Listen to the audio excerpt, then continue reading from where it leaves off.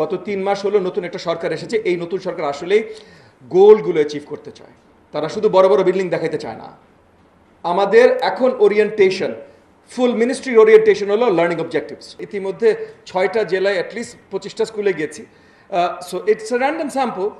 Still আপনি ধরেই নেন যে মন্ত্রীকে যখন কোনো ডিপিও কোনো স্কুলে নিয়ে যায়, ওই জেলার বেস্ট স্কুলে নিয়ে যায় না ওয়ার্স্ট স্কুলে নিয়ে যায়? আমি ধরে নিচ্ছি ভাই বেস্ট, শুধু ভালো না। তো ওই জেলার বেস্ট স্কুলে যাওয়ার পর যদি দিজ আর মাই ফাইন্ডিংস, মানে আমার ফাইন্ডিংস হলো 30% উপরে আমরা প্রপার লার্নিং অ্যাচিভ করতে পারিনি, 30% ম্যাক্সিমাম। এবং এটা আমি র্যান্ডম নাম্বার বলছি ভাই, এটা থেকে খারাপ হতে পারে। And this is the best schools per জেলা। তো সেই জায়গা থেকে আমাদের আসলে অনেক দূরে যেতে হবে। এবং ওই রেমিডিয়াল, ওই যে ক্লাসেরও রেমিডিয়াল, মানে রেমিডিয়াল মোস্টলি আমরা মিন করি যারা স্কুলের বাইরে ঝরে পড়েছে। বাট আমরা আজকে যেটা আলোচনা করছি, যেটা আসলে খুব শক্তভাবে আমরা লক্ষ্য করেছি, স্কুলের ভেতরেও ক্লাস 3-তে আছে কিন্তু সে ক্লাস 3-র উপযোগী না, ক্লাস 4-এ আছে বা 5-এ আছে, 4-5-এর উপযোগী না, কেউ তাকে সহযোগিতা করছে না 4-এ আসবার। সো আজকে সেভ দ্য চিলড্রেন যে প্রজেক্টটা করেছে দুটো উপজেলায়, সংখ্যাটা খুব অল্প ছিল, 379। 379 ইজ নট এনাফ। আমার স্কেলেবিলিটি দেখতে হবে। তবে আমি প্রথমত আপনাদেরকে শক্তভাবে রিকোয়েস্ট করছি, ফুল রিপোর্টটা আপনারা আমার কাছে পৌঁছে দেন। আপনারা ডিরেক্টলি আমার কাছে পৌঁছে দেন, রাশেদ আপার মাধ্যমে পৌঁছে দেন। বিকজ আমি দেখতে চাই এই যে 40 মিনিট সেশনগুলোতে আপনারা কি ইউজ করেছেন, কি করেছেন। এই যে আপনার ওয়ার্কবুক যেটা ইউজ করেছেন, এগেন আমি ডিপি থেকে এই ওয়ার্কবুকগুলো নিয়ে নিব।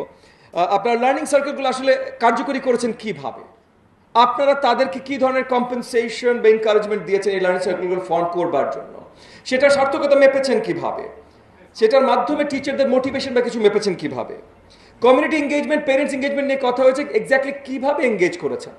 কারণ আপনারা বলেছেন পরে যে জিজ্ঞেস করেছেন তারা জানে, কিন্তু আগে জানার জন্য তারা কি জেনেছে। যে স্টুডেন্টগুলোকে চুজ করা হয়েছিল তারা কোন লেভেলের স্টুডেন্ট ছিল, যে স্কুলগুলো ছিল তাদের তার আগে প্রি ফাইন্ডিং কী ছিল। কারণ আমি কন্ট্রোল গ্রুপে এসে দেখেছি, বাট এগেন উপজেলা টু উপজেলা, ইউনিয়ন টু ইউনিয়ন স্কুলের ভিতরে অনেক ডিফারেন্সিয়েশন আছে। সো এই জিনিসগুলো এগেন আমি বলছি না আপনাদের স্টাডি রোবাস্ট না, আমি বলছি আমি সব কিছু যখন জানবো তখন আমরা এটা নিয়ে বসে কাজ করতে পারবো, যে এই মডেলটা হয়তো আরও বড় ধরনের, বড়োভাবে। আপনি 379 স্টুডেন্টদের করেছেন, আমি হয়তো 37,000 স্টুডেন্ট নিয়ে টেস্ট করবো। কারণ আমার ভাই আছে 2 কোটি student, 37,000 is a drop in the bucket or drop in the ocean for me. So আমি সেটা করতে চাই, কিন্তু এটা অত্যন্ত গুরুত্বপূর্ণ। আপনারা আইটির কথা বলছেন, আইটি কীভাবে ব্যবহার করেছেন, মানে বক্তব্যে বলেননি বাট লেখা আছে, আইটি কীভাবে ব্যবহার করেছেন। যেমন এখন আমরা একটা নতুন উদ্যোগ নিয়েছি যে আমরা অনেক ধরনের প্রজেক্ট থেকে অনেক জায়গায় ইন্টারঅ্যাক্টিভ ফ্ল্যাট প্যানেল লাগাচ্ছি। তো ইন্টারঅ্যাক্টিভ ফ্ল্যাট প্যানেল এবং এটার জন্য স্পেসিফিক কন্টেন্ট ক্রিয়েশনের আমরা একটা আলোচনা শুরু করেছি বা প্ল্যানিং শুরু করেছি, যে এই জিনিসগুলোতে যেই ক্লাসগুলো পিছিয়ে পড়ছে, যে স্টুডেন্টগুলো ওই যে 20 থেকে 30, 40, 50 রোল নাম্বার যারা পিছিয়ে পড়ছে, যাদের রিডিং, যাদের নিউমারেসি ঠিকভাবে আসেনি, তাদেরকে কিভাবে কি কন্টেন্ট দিয়ে ওই যে ওই ইন্টারঅ্যাক্টিভ ফ্ল্যাট প্যানেল দিয়ে আমরা কীভাবে তাদেরকে আরও সামনে নিয়ে আসতে পারি। হয়তো এডিশনাল লেসেন্স তাদেরকে ওই 40 মিনিট না আরও কত মিনিট সপ্তাহে একটা এক্সট্রা 1 দিন বা 2 দিন কী করতে পারি, এগুলো নিয়ে আমরাও চিন্তা করছি।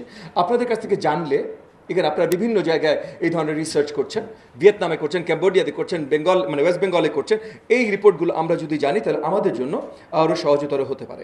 টিচারদেরকে কীভাবে ট্রেন করছে, যেমন আমরা আমাদের বিটিপিটি ট্রেনিং, পিটিআইতে যেটা দেই 10 মাসের ট্রেনিং, অনেক ভালো ট্রেনিং, কিন্তু এই ট্রেনিংগুলোর মাধ্যমে আমরা টিচারদেরকে আসলে এমপ্যাথি কতখানি শেখাতে পারি এটা নিয়ে কিছু প্রশ্ন আছে। ফাংশনাল ট্রেনিং আমরা অনেক কিছু দেই, বাট একটা প্রাইমারি স্কুলের টিচার যদি আসলে এমপ্যাথি তারা অর্জন করতে না পারে, তাহলে ওই 4 থেকে 10 বছরের শিশুদেরকে আসলে কিছু পাঠদান করা রুটিনের বাইরে খুব মুশকিল হয়ে যেতে পারে।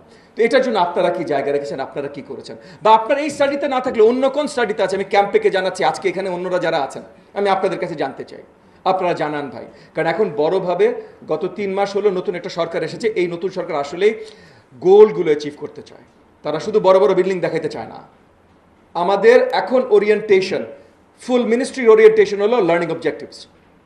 আজকে একটা কথা এসেছে ইউনিট কস্ট, আপনারা হিসাব করবেন পার লার্নিং গেইন।